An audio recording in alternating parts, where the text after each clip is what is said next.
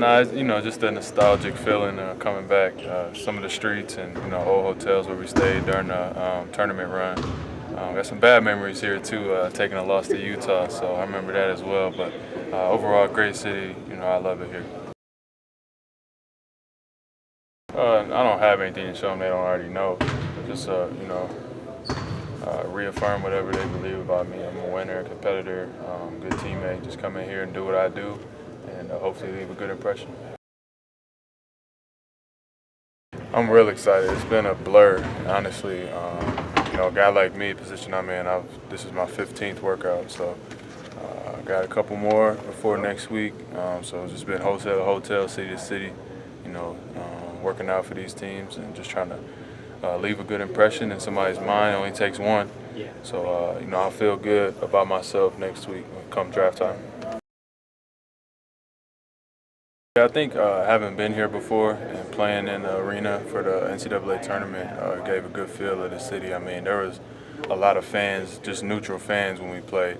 So that says a lot about the city and their love for basketball. World-class organization, obviously storied history, and been on the rise last couple of years. I think the past year they were really tough out for anybody in the Western Conference when they're playing at home. So a lot of respect for the team and the organization.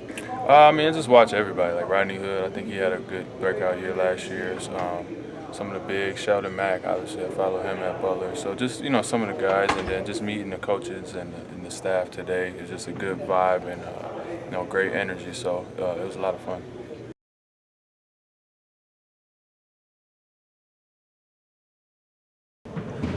I've felt a little bit more comfortable at this stage of the game with our 12th pick last year than right now. There's probably a few more players we're looking at 12.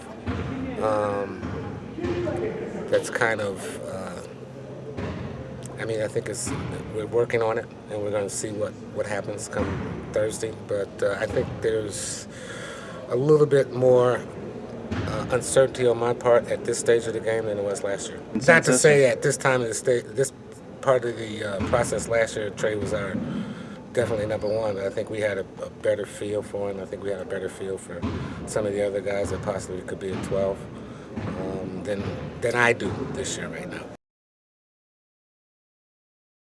And I'm not saying this is our consensus, but I think there's a general consensus around the league who the so-called top 8 are. And then there's the uncertainty where the rest of those players go.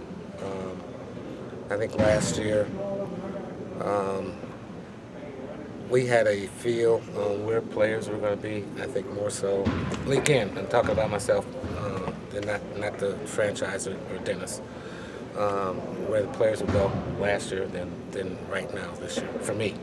I think the mock drafts that I've seen, they've got players that they've listed in the second round who I think is going to go in the first round and may go in the middle of the first round. So I think the uncertainty of the draft, where the mock draft people have put players is not real, I don't think.